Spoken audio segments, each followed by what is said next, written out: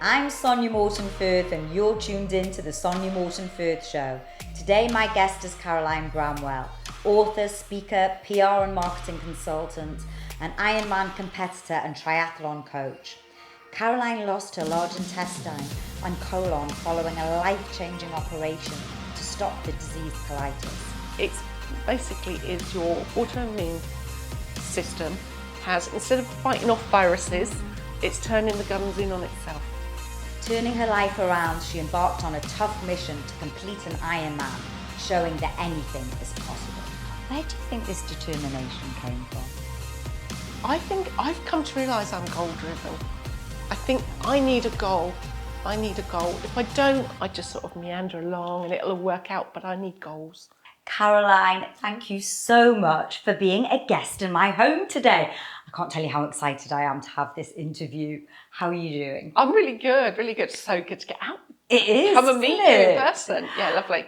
Look, I really want to get into your journey, but before we do that, for my audience, can you tell me who you are and what you do? I am a PR and marketing consultant, but actually, when I'm not sat behind a computer screen, I wear Lycra.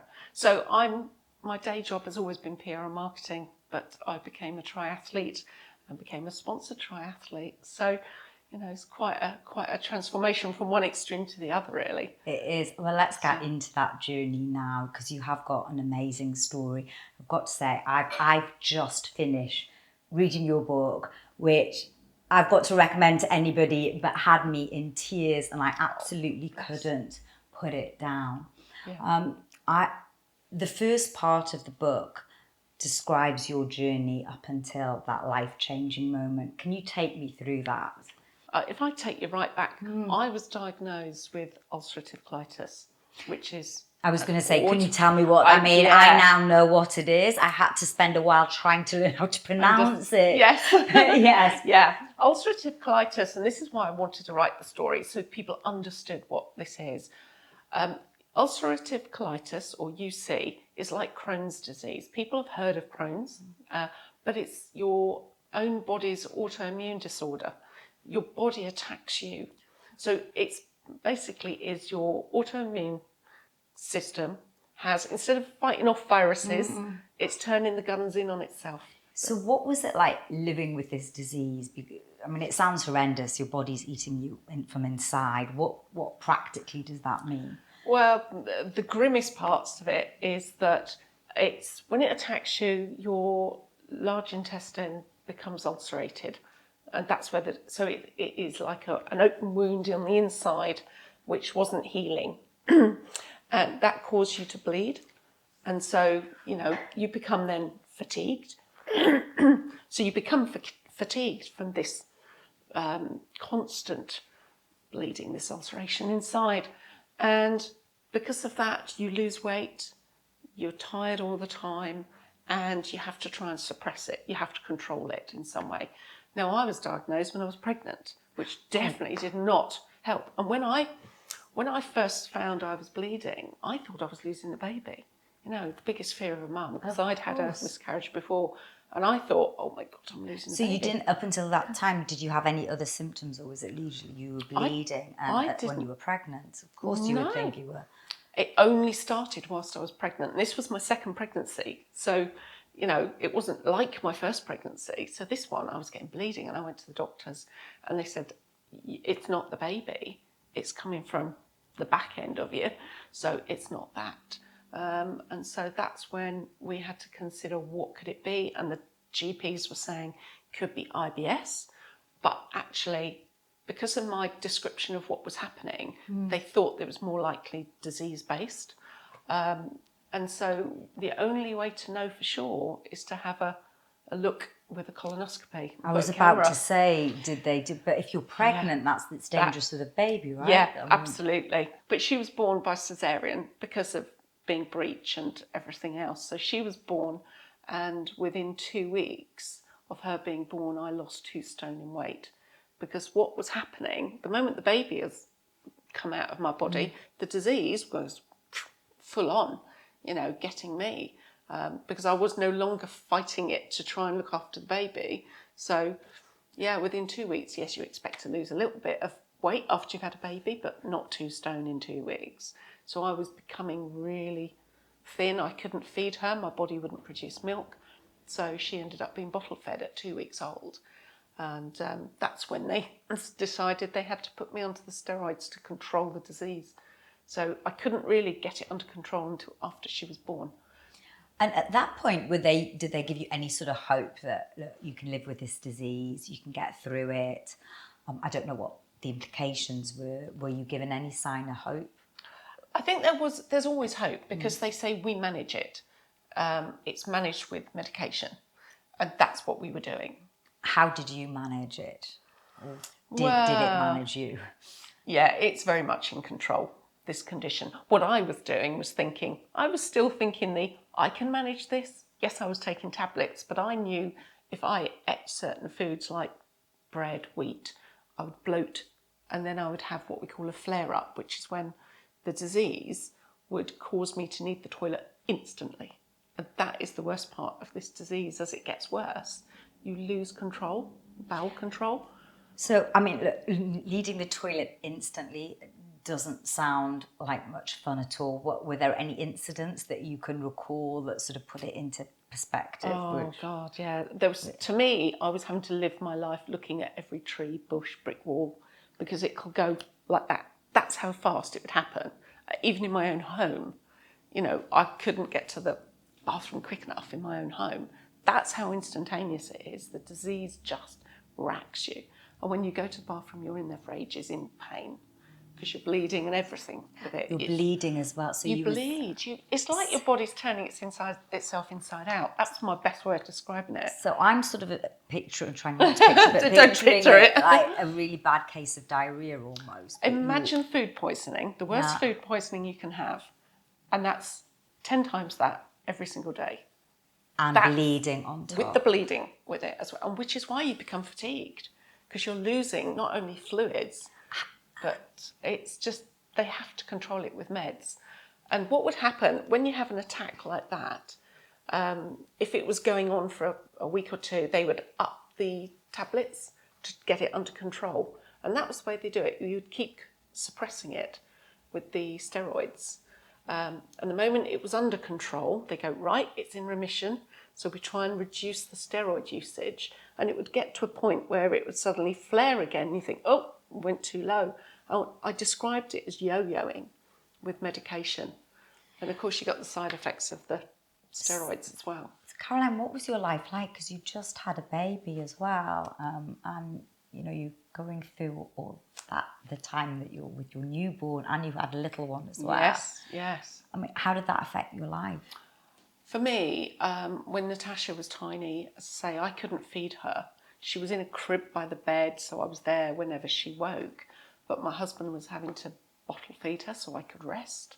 And my husband ended up doing everything, absolutely everything, because when I was unwell, I was so exhausted, I couldn't do anything.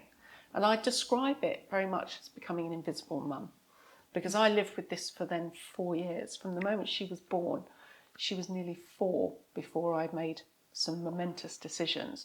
But for 4 years, it just gradually got worse. And if we went somewhere, say we took the kids to Butlins for a weekend, that was the only kind of holiday we could allow ourselves to do because of me. Because you couldn't get further in the journey? Yep, because I couldn't travel, I couldn't leave the house at the worst. I couldn't even leave my own home, which is why my business imploded, because I couldn't see clients, I couldn't win clients, I had to let staff go because I wasn't getting any new client work. And we have a turnover of clients in the nature of what we do. When you run your own business, it's difficult at the best of times. It really was. But you see, I remember being at Butlins, and if we took them into the big central area where all the activities are, I'd be going, I just need the loo, and I'd be gone for ages. And they spent most of their time stood outside the public loos until the point I just said, I'm going to go back to the apartment or go back to the chalet. You go off and do it. So my husband was doing everything.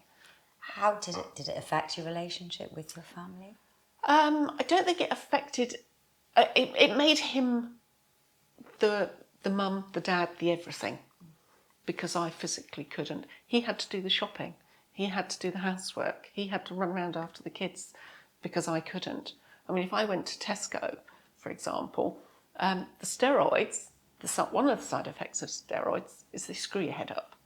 It's not just the physical impact, it's the mental impact of steroid use. And long-term steroids, it was like noise, it was like clamoring in your head all the time. I just remember occasions being in Tesco's with 2 small children on a Saturday, bad decision going in on a Saturday, and there was just too much noise in the shop, too many people, and I just kind of had a meltdown and just had to pick the kids up and leave because I could not cope. It was just too much. My head couldn't cope. So I'd have to just desert my shopping. Was there, at that point, anyone that actually helped you mentally? Because presumably you were talking to a number of doctors, consultants about your condition, but were you actually talking to anybody mentally, how this was affecting you? No, not at all. On the mental side of having this condition, considering this was a few years back now, there was no recommendation for mental health support. So I was very much dealing with it on my own, and my husband and I talking about it and doing our own research. I did, at the point where I had to make a decision about surgery, I reached out to a charity, and then I was talking to somebody there. But that was only at the point where I was right at the end. I didn't know anybody with colitis, so it was trying to find charitable support, but there was nobody there for mental health support. Which we would look for now. Absolutely. But, we weren't doing that back then. So let's get to that point, because you made a massive decision, the decision to have the operation. How did you get to that decision? What was that point? In your life you get an aha moment and you go, I have to make some decisions. For me, because I hardly ever left the house, my husband and I made a plan to go to the cinema one night.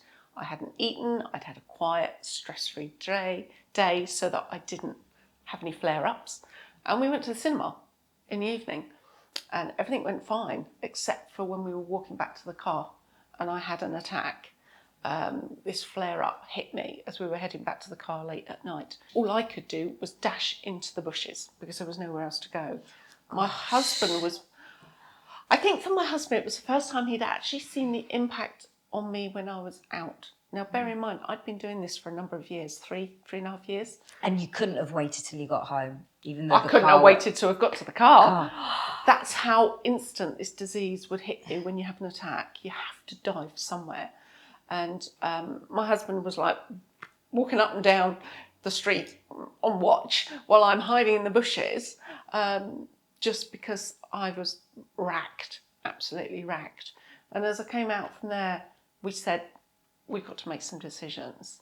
And the consultant had mooted the idea about surgery. And you think, I can do this, I don't want surgery, I can manage it. I accepted that night I couldn't manage it. I could not control it. I had to make some big decisions at that point. My priority was quality of life. By now, my little girl Natasha was 4, Robert was 6. And to me, my life could not be revolved around a portaloo in a car. And I said, no, I've got to take control of the situation. How did you, it must have been a very difficult decision. How did you weigh up the pros and the cons? I suppose for me, the pros and cons of making a big momentous decision is that, will I regret it? We always, if we're going to make a big decision, we've got to think, are we making the right decision? So for me, the pros were, I'm going to be able to leave the house. I could do things with the children. The cons would be that I'd have to have a stoma bag for the rest of my life.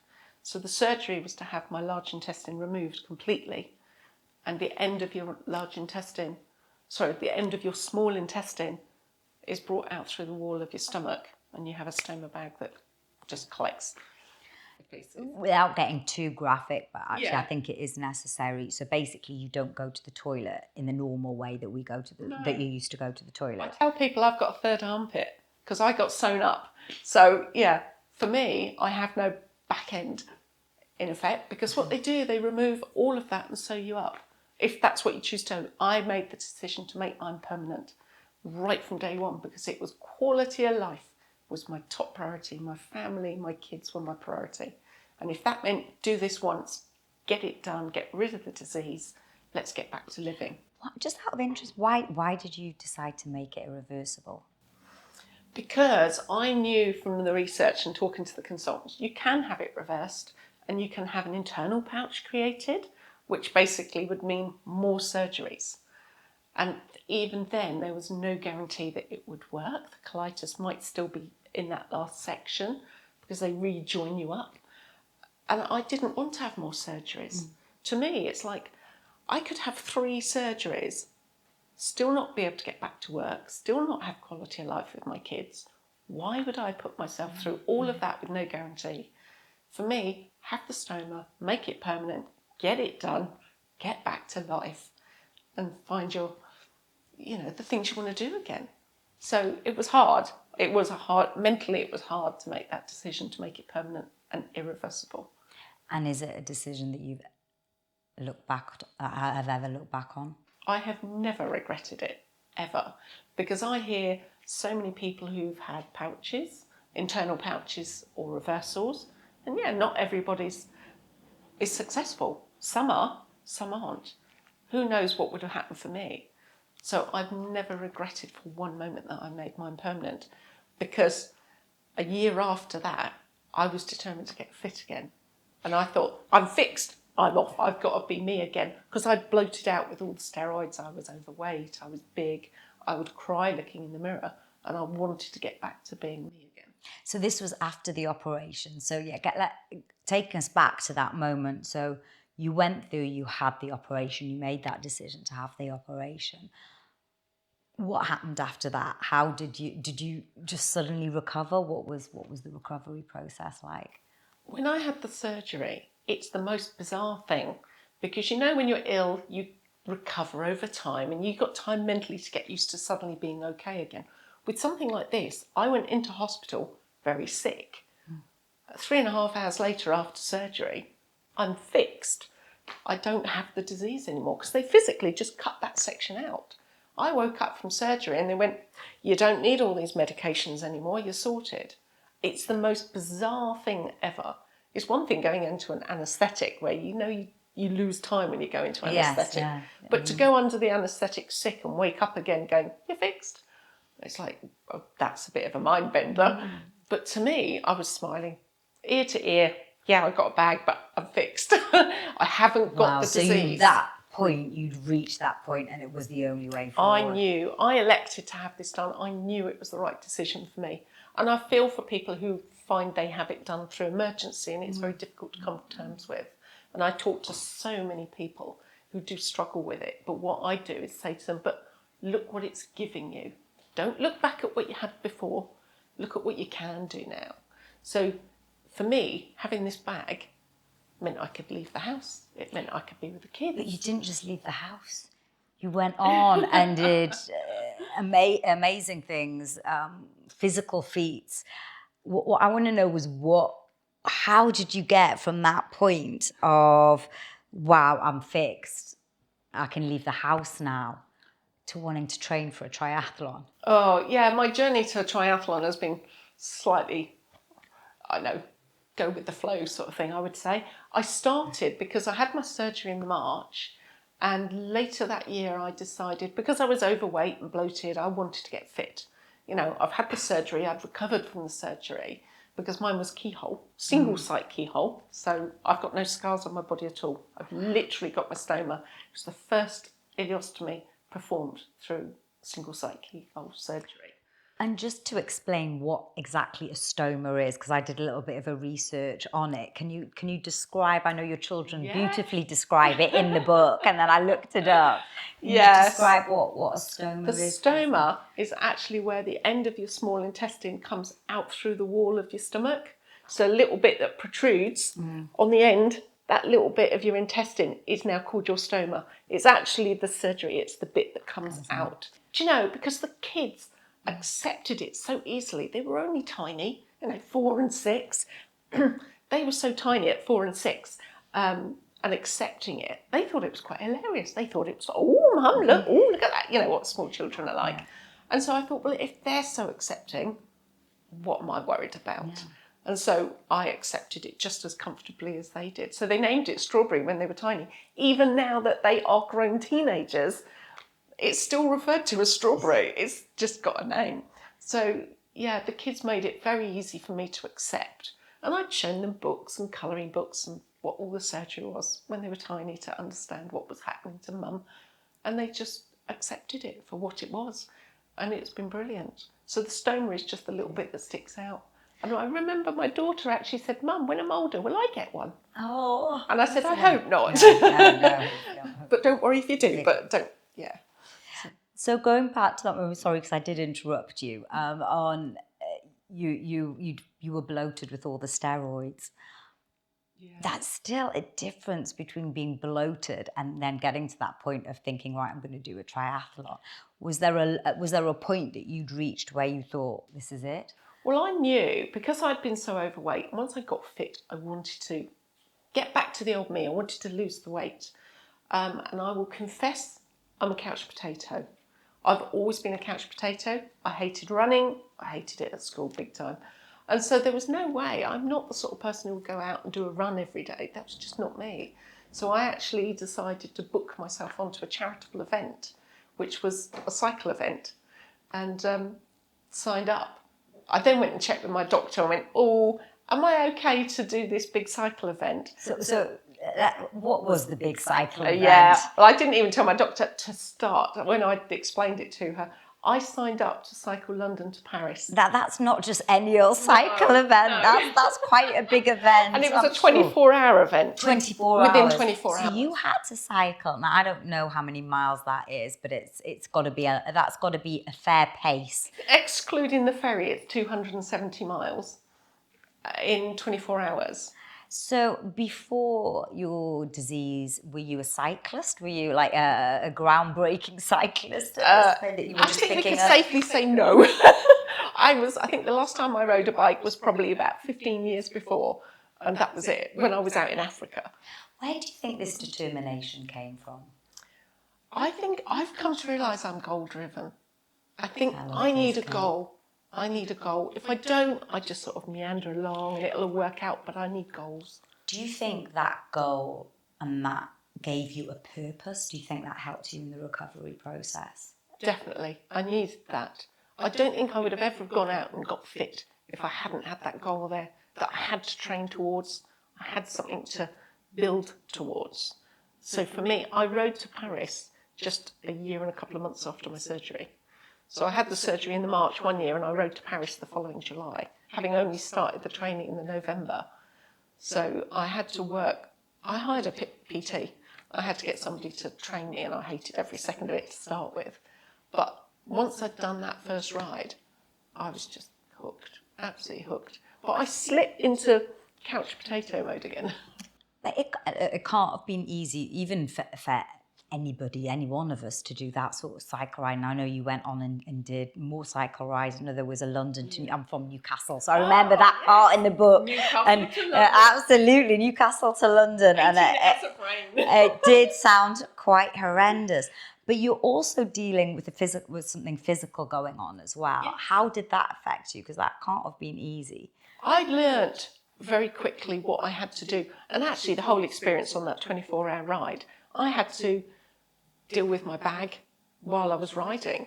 You know, I had to stop and change my bag behind a tree some days, you know, if I was having an issue with it. I've got to be prepared to be able to talk to people and say to them, "Look, guys, do you mind? I need to just sort this out." Whereas I never used to tell people initially what I had. I soon found that people were so accepting when you share that they were like, "Great." Now you can't see I can't see the bag, and I'm sorry if it isn't putting you on the spot. You can't see the bag. You cannot. But you were wearing Lycra, and I love the title to the book, Lou Rolls Lycra. And Lycra to me suggests that it would be quite tight. It's clingy. This is my tri-suit I brought for you, because one of the big parts of triathlon, which is what I've moved on to, is about wearing Lycra. And do you know, I've learned that unless you tell people you've got a stoma, they're not going to know. How many people have got lumps and bumps? You're not going to know whether they got a stoma or not.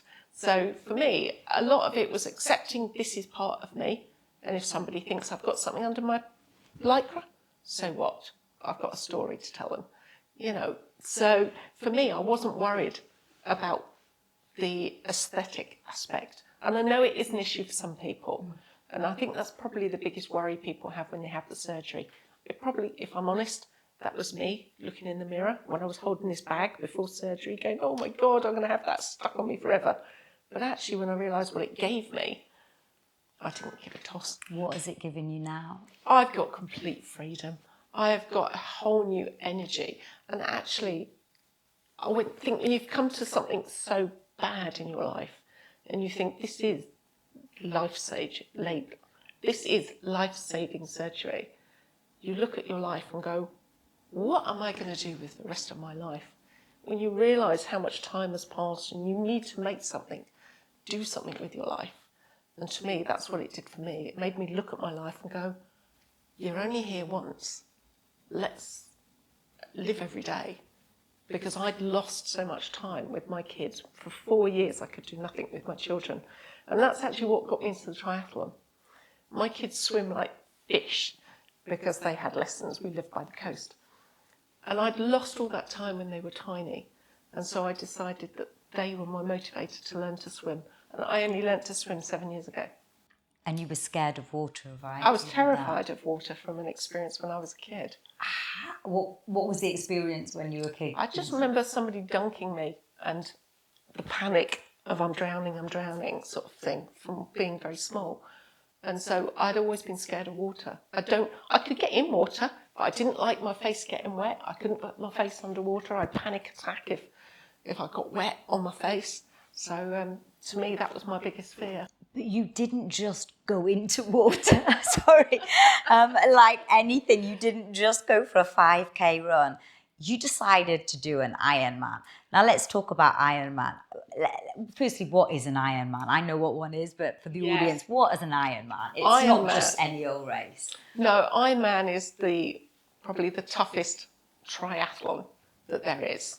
It's an endurance event of a 2.4 mile open water swim.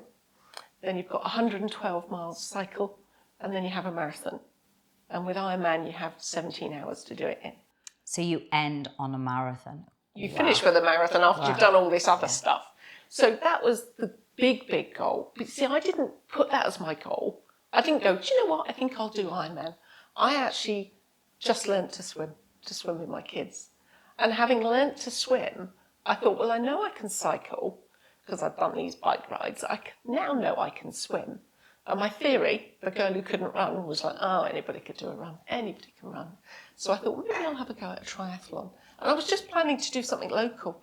And so I joined my local North Devon Tri, the club, and started to do it with them. And just did little local stuff. And I got swept along. Everyone's going, oh, and do you fancy doing this one? And oh, do you fancy doing that event? And I'm like, oh, that sounds good. Yeah, I'll do that.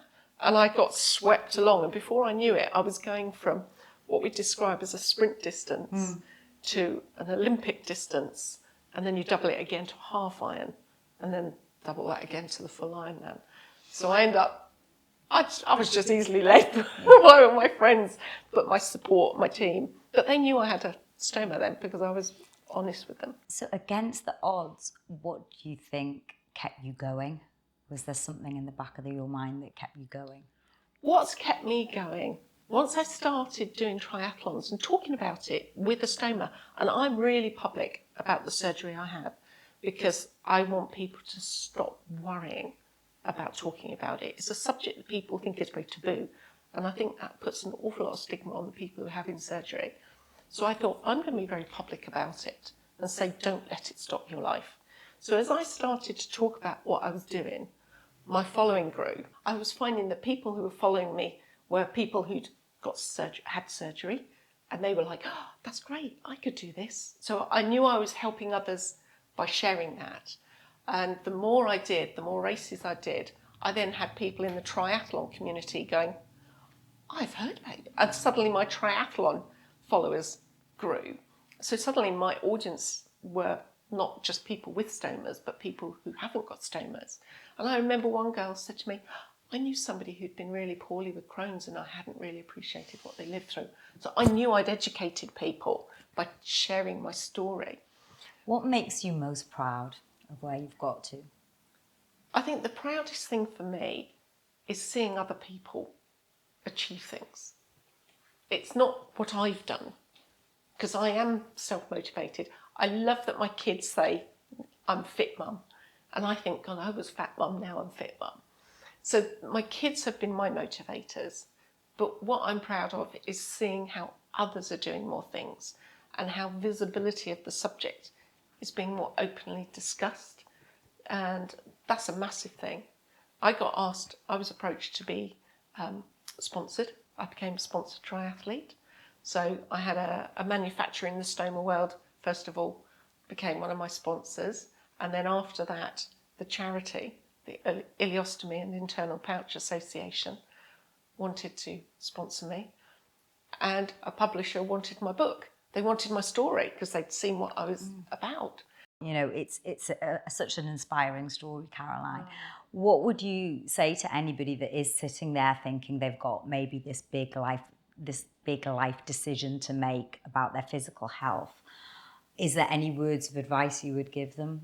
I think the main thing is to talk to other people. Don't internalise it. Don't worry about what you can't do. You need to talk to a lot more people. And that's what I didn't have back then. You didn't have that. But I have now. And I have so many people talk to me. And I was, every one of us have got a different journey. Every one of us come to these health issues from different reasons. So just because I've done this doesn't mean it will work for the next one. But I can show them how mentally they can approach it better. Do you think if you hadn't have had this disease and the life-changing operation, you would have gone on and done Ironman? Absolutely not. Now that the in itself... lazy couch potato girl would still be sitting on the sofa. Yeah. So, in a strange way, do you think this has been a benefit to you? This has been a life changer.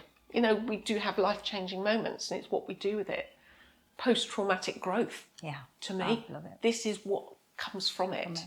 The bad experience has triggered a new chapter. So it wasn't the end, it was the start. My story got featured in a triathlon magazine. They did a feature in a Tri magazine. So to me, it's inspiring other people to tackle new things. And if there are 3 things that you would want people to take from your story, what would those 3 things be? It could be 3 or maybe 4 things. Oh God, I'll go on for hours. But I would say the top things would be, my top 3 would be, first of all, speak to people. Don't try and cope on your own. It's so important to have support around you, either family or charitable support. There are people there to talk to. That was the first one. My biggest takeaway is going to be, don't put things off. We don't know how long we're going to be here. If you want to have a good life, make it happen. There's no such thing as luck. It's what happens consciously makes things happen. If you want to have a go at something, just have a go. What's the worst? It might not work out the way you wanted. Blimey, I do triathlons. Some of them I've not even finished. I've had mechanical failures. I've had punctures.